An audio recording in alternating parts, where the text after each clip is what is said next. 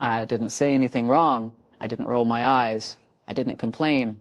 I was just quiet. I watched the sun set out the window while they played their games and laughed at inside jokes I was never part of. It was the annual summer trip. Bahaneo was the annual summer trip. Father was crammed into two vans, heading toward the coast. I had packed the snacks, helped load the bags, offered the front seat. And still, I was the one they picked on. You're always so distant. Lighten up. It's just a joke. Stop being so sensitive. On the fourth day, they stopped at a rest area in the middle of nowhere. I went inside to use the bathroom. When I came back, the vans were gone. At first, I thought they'd just moved for parking, or maybe someone needed to run an errand. But then I found a note taped to the bench, written in my sister's handwriting. Let's see if she can figure this one out. My chest went hollow. I looked around, hoping, praying it wasn't real, that they hadn't just left me. And what haunted me most wasn't the desert or the silence. It was the laughter I knew had followed them as they drove away. My name is Riley. I didn't do anything wrong. And yet, they left me behind like I was a burden too heavy to carry. Before I share the rest of my story, I'd love to know you're here with me. Drop a simple listening in the comments or tell me where you're watching from. If this story means something to you, please hit subscribe. It tells the algorithm I'm not alone. Thank you. And now, let me tell you everything. If anyone had asked me to describe my life at 27, I'd probably have said it felt like being wallpaper in a room. No one noticed anymore. I lived in the same tiny town in Utah where I'd grown up. Stuck in a loop I couldn't seem to escape. I worked at the counter at a local pharmacy, handing out allergy meds and greeting regulars who barely looked me in the eye, except when they recognized me from that viral TikTok. The one where my half-sister Bailey, in full makeup and perfect lighting, called me the family loser and got thousands of likes for it. Home wasn't much better. I shared a roof with my mom, Marcia, my stepfather Clayton, and Bailey, who was Marcia's second child and the apple of their eye. He owned the town, and at home he treated me like his in-house maid. Marcia floated in and out of her episodes, little performances where she'd retreat to bed, sigh dramatically, and let me take care of everything, laundry, groceries, dinner, all of it. Sometimes she'd emerge just long enough to tell me I was making things worse by disrupting the energy of the home. Bailey didn't lift a finger. She didn't have to. Her life was curated online. Makeup tutorials, prank videos, inspirational quotes from Pinterest. And she'd built a following doing it. Of course, I was the punchline. Like the time she filmed me scrubbing the bathroom floor and added a caption, "When you raise a daughter and a maid." And the comments had changed from laughing emojis to strangers diagnosing me with depression from a single clip.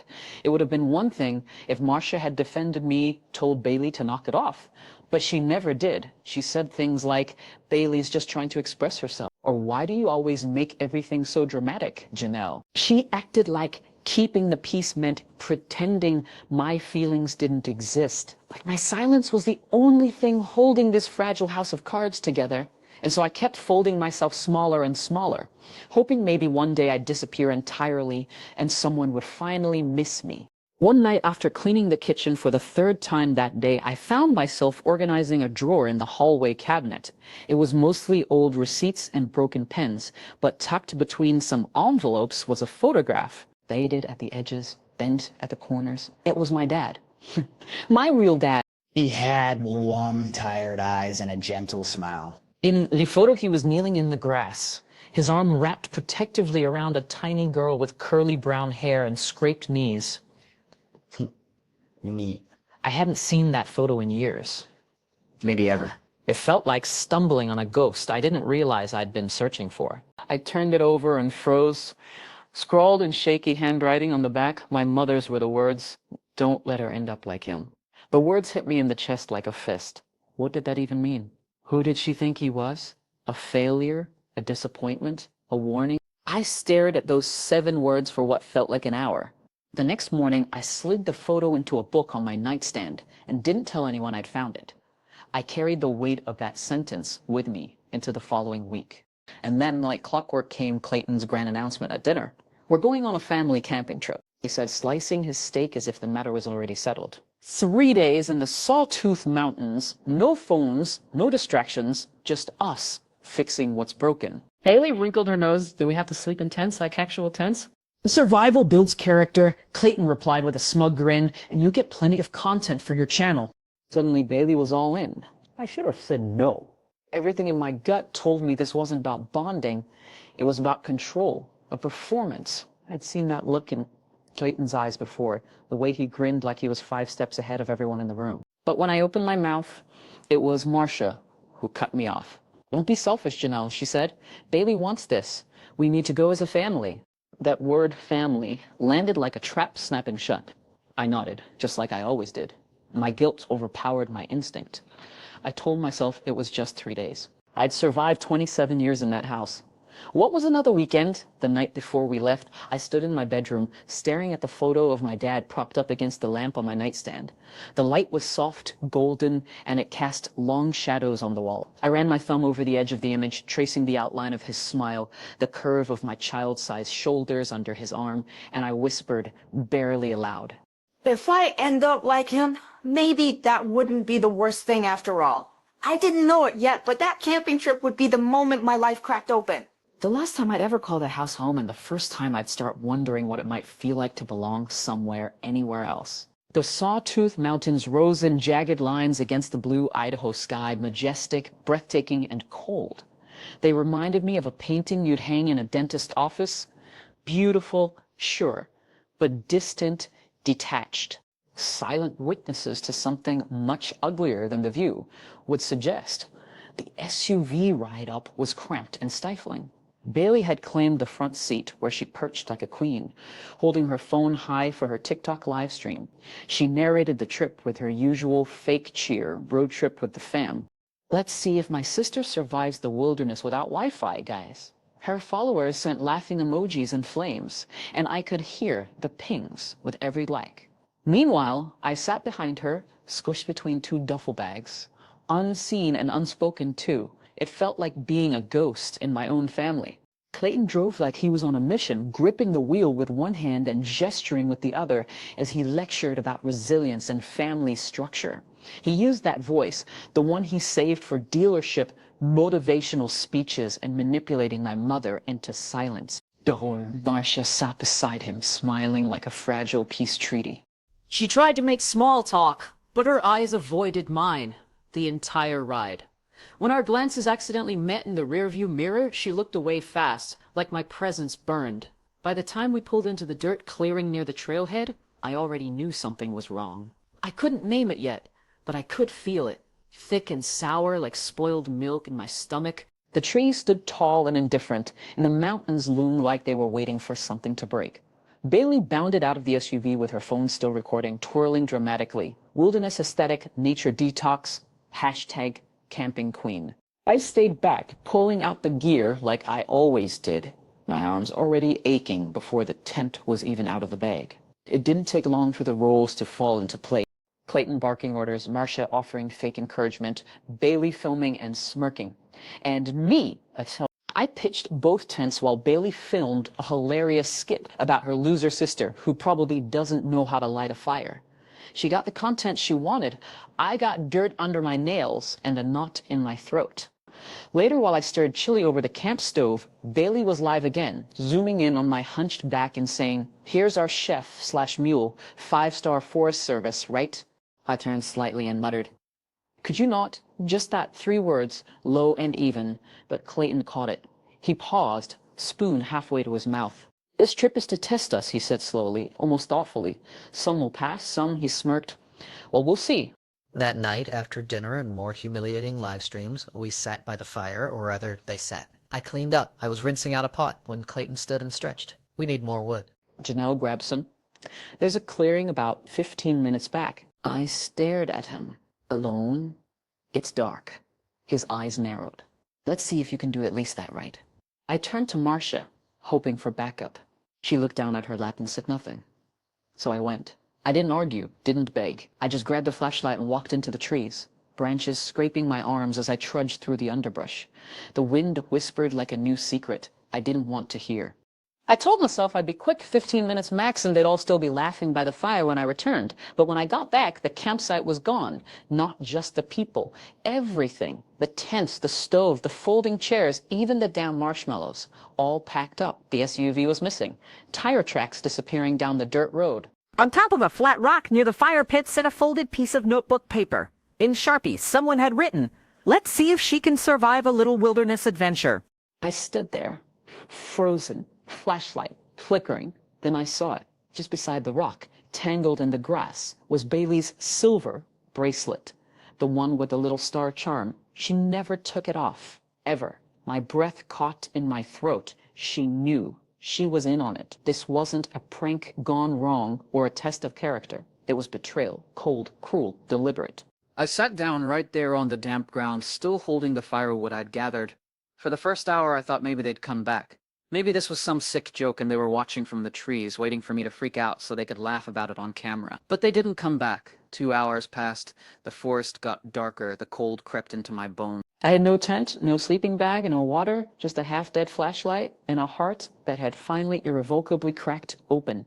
I curled up near where the fire had been, wrapping my arms around my knees and trying to remember how to breathe.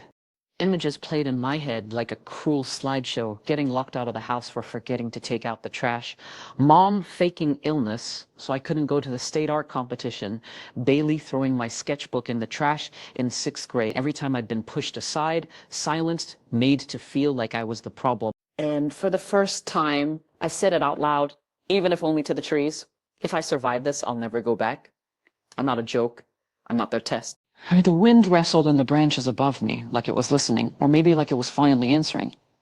Dawn broke over the mountains, brushing pale gold across the jagged ridges like some gentle apology from a sky that didn't owe me one. I stood up slowly, every joint stiff, every muscle aching. My socks were damp from the dew, my shoes stiff with dirt, and my throat raw from thirst. But I didn't scream. I didn't cry. I just picked a direction and started walking. Each step was a quiet rebellion. I didn't know where the trail led. I didn't even know what road I was hoping to find. But standing still wasn't an option. That would mean surrender. And even after everything, even after the humiliation, the betrayal, the bone-deep loneliness, I wasn't ready to give them that. My feet blistered before the sun had fully cleared the treetops. I wrapped them in torn strips from the hem of my shirt. I rationed the stale granola bar I found at the bottom of my coat pocket, chewing slowly, letting each bite linger like it might be the last. I kept walking. By midday, the trees began to thin, the air grew hotter, the ground flatter. Then, like some mirage, I saw a stretch of asphalt in the distance, a 2-lane highway cutting across nowhere. I waited at the roadside for what felt like hours, thumb out, nerves sharp. A few cars passed too fast, eyes averted. Then a dusty 18-wheeler slowed. The engine growled low as it pulled onto the gravel shoulder, brakes hissing like a sigh. The driver leaned out of his window, mid-60s maybe, with gray stubble and kind eyes. He studied me carefully before saying, "You okay, sweetheart?" I nodded, then shook my head. "I need a ride to the nearest town." He didn't ask more, just opened the door and said, "Name's Roy. You can sit up front, as long as you don't mind country radio." Inside the cab, the air smelled like coffee and warm leather. I sat stiffly, cradling my arms across my chest, not yet ready to fall apart. Roy didn't press me. He talked about the weather, the wildfires up north, how he hated Idaho gas prices. I appreciated the noise. It made me feel less like I'd cracked in half. He dropped me off at a gas station just outside a town that barely existed. One main road, one diner, a post office, and this place, with buzzing lights, dusty snack shelves, and a teenage clerk half asleep behind the counter.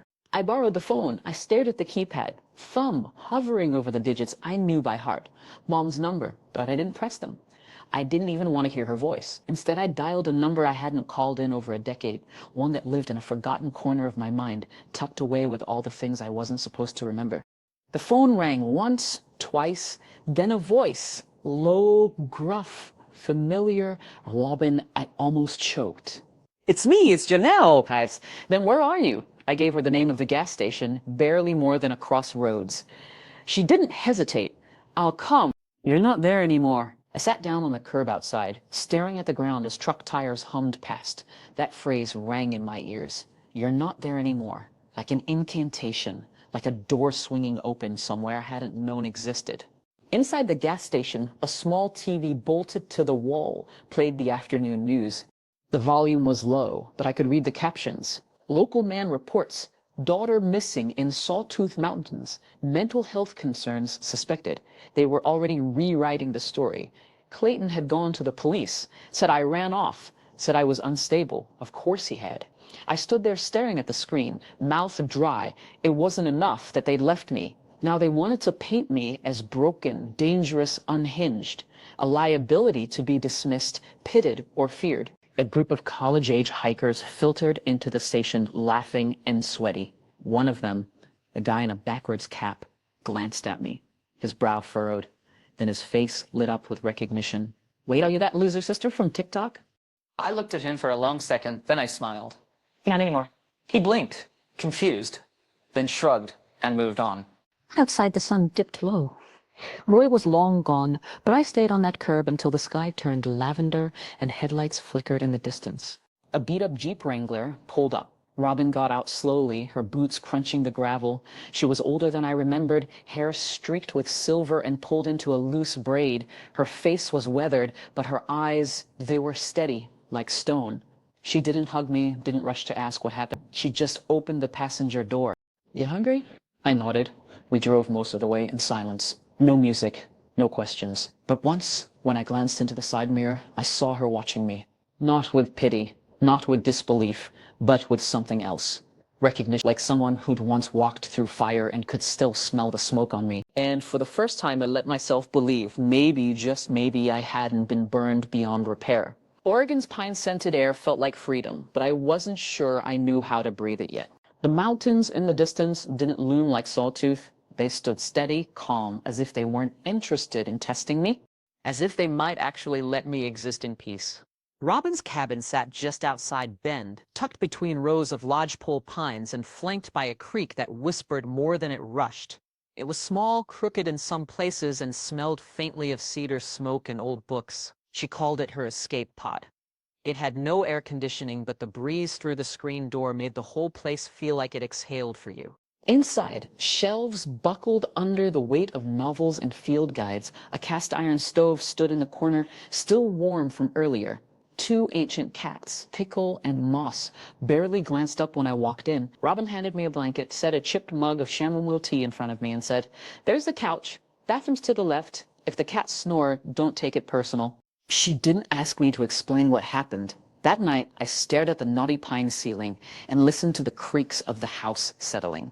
So I thought about Utah, the suffocating silence around our dinner table, the way Bailey laughed through cruelty like it was currency, but mostly I thought about how I wasn't there anymore. The next morning, Robin lit a piece of paper across the breakfast table. A list of local places hiring, nothing glamorous, just handwritten names and phone numbers. "This ain't a spa," she said, sipping her coffee. "Work heals more than pity." I started at a local co-op on the edge of town, ringing up quinoa and handmade soaps for sunburned hikers and retired professors who brought their own jars. It was honest, quiet work. No one barked orders. No one rolled their eyes when I spoke. The manager, Cynthia, smiled with her whole face.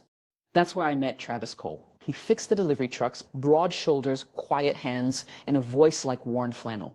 He always said my name like it mattered. "Morning, Janelle Harper," not sweetie, or hey, just my full name, like he was anchoring me back into the world. We didn't talk much at first, just nodded. Then he brought me a thermos of coffee one morning after my shift. Said he noticed I looked tired. It wasn't a move, it was kindness. The difference was startling. A few weeks in, Robin asked me to go up into the attic to fetch a box of old Christmas lights. I hadn't been up there before. The air was dust thick and smelled like mothballs and forgotten things. In the far corner, behind a trunk of sweaters and a broken easel, I found a small cardboard box written on the top in black marker, "Alel Harper, return to sender." Inside were letters, dozens of them, yellowed with age, bound by twine. They were from Lila Harper, my grandmother. I hadn't heard that name in over a decade. I'd barely remembered she existed. She had written to me. The earliest letter was from the year after my father died. Lila had sent drawings, poems, even pressed flowers between the folds. Each envelope had been opened, then resealed. All had been addressed to me in a child's handwriting. Robin found me on the attic floor, surrounded by paper ghosts. "She sent them here once your mom stopped taking her calls," Robin said quietly. "You didn't have the heart to throw them away." "One letter? Stop me, Cole." Lila had written, "Your father set up a small trust fund in your name, Janelle, just in case. He wanted you to chase your art even if your mom didn't see the point. If you're reading this, I hope you found it before she spent it. I didn't cry. I didn't storm out to confront Marcia or scream down the phone. I just folded the letter, placed it gently back in the box, and carried it downstairs. That night, I sat at Robin's kitchen table and opened my old sketchbook, the one I hadn't touched since high school. The pages were brittle. Most were blank, but I remembered the feeling of charcoal between my fingers, the ache in my wrist after hours lost in shapes and shadows. I sharpened a pencil. I drew the man from the photo I kept by my bed, my father's face, the soft eyes and crooked smile I remembered only in pieces. I drew him not as he was, but as I imagined he would have looked today, sitting beside me, proud. It was the first time I'd drawn in over 10 years. It wasn't perfect, but it was mine. That night before bed, I tucked the sketch under my pillow like a secret, a tether, something that whispered, "You are not what they said. You are not what they left. You are becoming." My hands, once bound by chores, now held tools to carve my own future. That thought came to me the first morning I woke up in my tiny trailer tucked behind Mrs. Donnelly's cottage. The walls were thin enough to hear the crows tapping at the roof, and the floor tilted slightly when I walked from the bed to the sink. But the morning sun poured in like a soft promise, and no one yelled at me to make breakfast. That silence tasted like honey. I paid Mrs. Donnelly a modest rent, and she left baked scones by my door every Sunday like clockwork. "You remind me of me?" she said once, before waddling away with her cane tapping against the walkway. I never asked what she meant. I had a feeling I already knew. Around the same time, Travis offered me a part-time gig at his garage. At first, it was sweeping floors and restocking shelves. I didn't mind. The smell of oil and metal was grounding, like something real and practical had finally found me. One afternoon, he handed me a ratchet and nodded toward an old pickup. "Want to try changing the spark plugs?" I hesitated. He shrugged. "You've got steady hands, Harper. That's rare." There was something freeing about getting my hands sturdy on my own terms. No one was hovering. No one was mocking. Just bolts, grease, and focus. At night, I sat at the fold-out table in my trailer and balanced Travis's old laptop on a stack of cookbooks. I'd enrolled in an online accounting course using a scholarship Robin quietly applied for in my name. Numbers had always felt like puzzles I didn't mind solving, and this time they weren't being used against me. One night after updating invoices for Travis, I caught myself thinking, I'm not surviving anymore, I'm building. The first real test came a few months later when Travis mentioned Big Al's Auto, the mega garage in town that was trying to price him out of business. He said their supplier bills never quite added up. I offered to take a look. He was hesitant at first, but I'd already seen the mess in his filing cabinet. 3 hours and a few spreadsheets later, I found the pattern, duplicated part numbers, inflated pricing, kickbacks. We filed a report with the local trade commission. 2 weeks later, Big Al's got slapped with a formal audit and a fine. Travis didn't say much, just handed me a fresh wrench set and muttered, "You're more than good with numbers." I was starting to believe him. Then the past cracked its knuckles and knocked on my door again. One night, just after midnight, my phone lit up with a call from an unknown number. I almost let it ring out, but something told me to answer. "This is Dylan Reeves," the voice said. "Clayton's son. I know what he did to you, and I know what he did to me. I didn't say a word." He continued, his voice low, careful. "I was 17 when he kicked me out, said I stole from him. I didn't. I swear. I've got things you need to see." I hit record before replying. "Why are you calling me now?" "Because I saw your name in a news clip. I figured you didn't know the whole story." The call ended abruptly. I sat there staring at the ceiling, wondering how many other lives Clayton had buried beneath his fake smiles and twisted sermons on family. A few days later, a package arrived at Mrs. Donnelly's, forwarded from Utah by a neighbor who still remembered me. Inside were old school papers, a few half-used sketch pads, and one folder I hadn't seen since high school. In it was a drawing, unfinished but vivid in my memory, a sketch I'd poured my heart into at 16.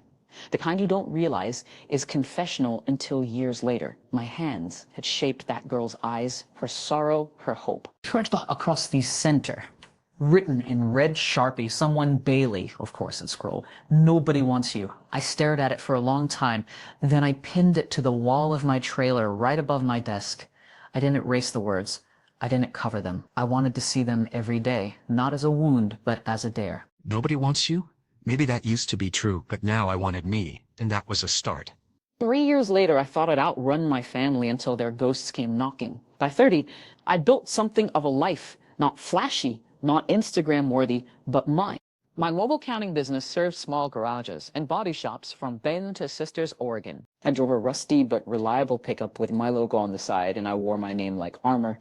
Janelle Harper, small town CFO. A local newspaper did a piece on me. From Grease to Growth, the headline read, featuring a photo of me standing beside a half-restored 67 Mustang. Travis stood just out of frame per his usual preference. Then came the email, subject line, Bailey's in trouble. We need you. I stared at it for an hour before opening it. The message was short and manipulative in that unique march away. Bailey had been hit with a lawsuit for selling fraudulent crypto coins through TikTok. Clayton had declared bankruptcy. They were in crisis. She ended with, "You're still family." I didn't reply, not right away.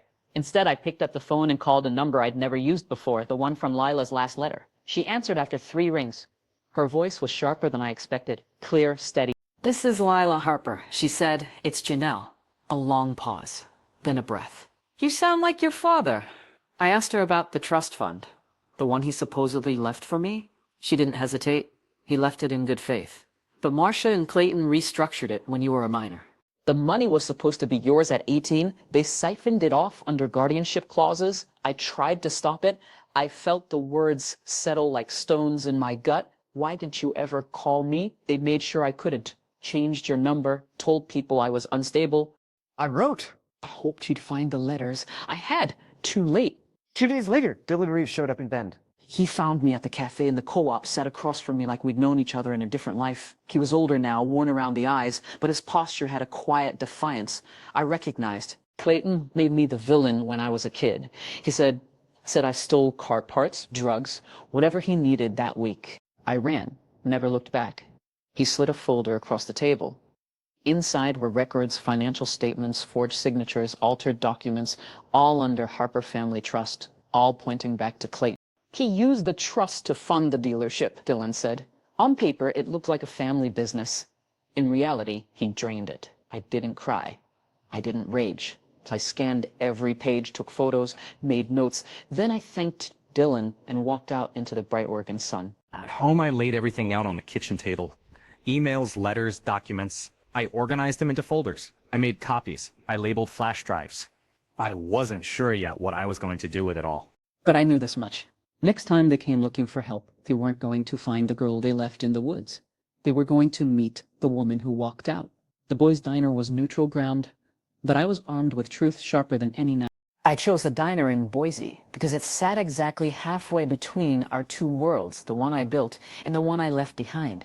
The chipped booths and faded menus made it feel like time had stalled, like the place itself was waiting for someone to finally say what should have been said years ago. Robin came with me, but only as a silent witness. She ordered coffee, sat 2 booths down, and didn't look our way again. That was her way of giving strength without suffocating it. When I walked in, Marcia stood up too quickly and wrapped her arms around me like a bad actress playing a mother on a daytime soap. I didn't hug back. Clayton, still in a stiff college shirt and dealership tie, leaned back and went straight to the... "We need $20,000, he said. "You can help." "No. Hello. No apology. Just a request, packaged like a demand." Marcia chimed in, her voice trembling. Bailey was taken advantage of. She didn't know what she was doing. "She's just a girl. Bailey, cut in. Her eyes like polished ice. You're acting like we abandoned you." It was just a joke. You took it too far. It was then the door behind us opened, and a voice rang out like the crack of a judge's gavel. No, it wasn't. Kendra Walsh stepped inside. I hadn't seen her since high school, but I knew the face, a little older, tired around the mouth, and holding a toddler on her hip. Her eyes flicked to Bailey, then to me. "She's lying," Kendra said. Clayton pressured Bailey into the crypto scam to save the dealership. They both knew what they were doing. They used your name, your history, to sell this image of a reformed family business. Bailey flinched, but didn't deny it. She looked down, twisting a silver ring. I reached into my bag and pulled out a small envelope. Quietly, I slid it across the table. Clayton opened it. Inside was a check for $18.75. Bus fare from Sawtooth to Ogden, Utah, dated 3 years ago. "That's what you're worth to me," I said. Clayton's jaw tightened. His voice was low and dangerous. You think this makes you better than us? Marcia collapsed into herself, sobbing. We're still your family, Bailey scoffed. Whatever. You were never really one of us anyway. Kendra took a seat beside me. She didn't speak, just watched me, the way someone might watch a storm they've lived through before. Quiet, respectful, unsure whether it's truly over. I stood. There was nothing more to say. The play was over. They'd shown me the script too many times. I knew every act, every lie. Outside, Boise was soaked in rain. Travis had pulled up in our truck and waited without a word. I climbed in beside him. Robin slid into the back, dripping but calm. You okay? She asked softly. I looked at her, at the rain streaking the windshield like melted glass, and I said it aloud, for the first time, without doubt. I finally am. Freedom tasted sweet, but I couldn't shake the bitter aftertaste of their collapse. The drive back to Bend was silent for a long while. The tires hummed against wet pavement, and pine trees blurred past in a quiet rhythm. I stared out the window, unsure whether I felt lighter or simply emptied. Travis didn't break the silence until we turned onto our road. No, this doesn't define you, right? He said. I looked at him, number, but ending it. A few days later, Lila Harper arrived in Oregon. She wore a gray coat, a wool hat, and smelled faintly of lavender. We met under the tall trees behind Robin's house, the wind tangling her silver hair. She handed me a small wooden box, the kind meant for keepsakes, not treasures. Inside were a few photographs of my father. Young, thoughtful, wire-rimmed glasses standing beside a half-finished painting, and beneath them, folded legal documents with notations in his handwriting. It's not much, Lila said, but it's yours. It always was. The inheritance was modest, fractured by years of theft and deceit, but I pooled it with my savings and Travis's careful budgeting. Together, we put a down payment on a small house on the edge of town. It had a tilted roof, a backyard with a stone well, and an old shed that I immediately claimed as my future art studio. We began to rebuild not just spaces, but lives. Meanwhile, the past continued its slow public collapse. News spread about Bailey's lawsuits, about Clayton's Vantage dealership, about tax fraud and fake investments. Local shared memes. Former followers unfollowed. One night, I got a call from an unknown number. I didn't answer. A minute later, a text appeared. I'm sorry, please talk to me. Mom, I let the screen go dark. There was nothing in her apology I hadn't already survived. A week later, Dylan met me again at the cafe. He slid a tabloid across the table. The headline screamed, "Crypto Scandal Exposes Family Secrets. The Harper Collapse." I sent it in, he said. Not proud, but I felt fair. I nodded. We do what we need to. Then we move on. That night, Travis and I finally finished restoring the '67 Mustang. Its turquoise paint shimmered under the garage lights. We named it Phoenix. As I screwed on the license plate, I whispered, "Let this thing carry me forward." We took it for a drive out past the river, the air cool and clean, the future cracking open like dawn. Back home, I stood in the shed that would soon be my studio. I taped a new drawing to the wall, a portrait of my father smiling faintly, a brush in hand, hovering over an unfinished canvas. This one I drew from memory, but this time I completed it. I finished it for you, I whispered, and this time I meant it for both of us. The Oregon coast roared with possibility, and I was finally ready to answer its call. We didn't send out invitations, no registry, no floral arch, just a few folding chairs, a driftwood altar, and the Oregon wind tangling my veil as if nature itself were blessing the moment. Travis and I said our vows with the sea crashing behind us and no audience except the ones who mattered. Robin officiated, solemn and smiling. Lila snapped photos with an old film camera that had once belonged to her late husband, squinting through the viewfinder like she could see time bending. Kendra, now apprenticing at a local bakery, brought a small lemon blueberry cake dusted with mint and kindness. I stood with people who had not raised me, but who had shown up when I needed raising the most. When it was my turn to speak, I looked out at them. No blood ties, no shared last names, and I said, family isn't who you're born to. It's who shows up, stays, and lets you grow. There were tears, yes, but not the kind that fall from regret. These are the kind that came with peace. A week later, a letter arrived, no return address, but I knew the handwriting. Bailey, I know I messed up, it read. I was just a kid. I didn't know what I was doing. Mom's in a bad way. I wish we could go back to when we were little. Please write back. But something about it rang false. The wording, the rhythm of guilt without accountability was almost familiar. I pulled out an old letter Clayton once wrote to Lila. Tucked in the memory box she'd given me, the similarities were chilling, word for word in places, the same emotional bait, the same passive apologies, not remorse, manipulation. That night, I lit a fire in the wood stove behind my studio. I held the letter until the flame licked my fingertips. As the ash drifted upward, I whispered, "Some bridges are meant to burn, especially if you never want to cross back." A few days later, a package arrived. No center, just my name and address crawled on brown paper. Inside was my old sketchbook from childhood, the one Bailey had torn apart years ago. Now it had been carefully restored. Pages laminated, creases flattened.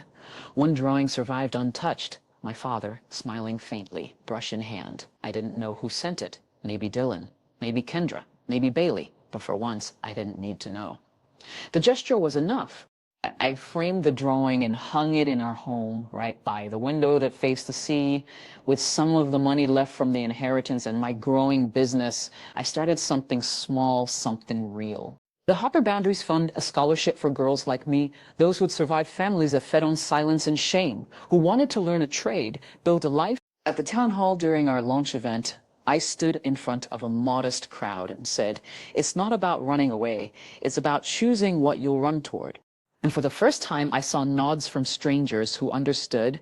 As the waves crashed, I saw not an end, but a beginning.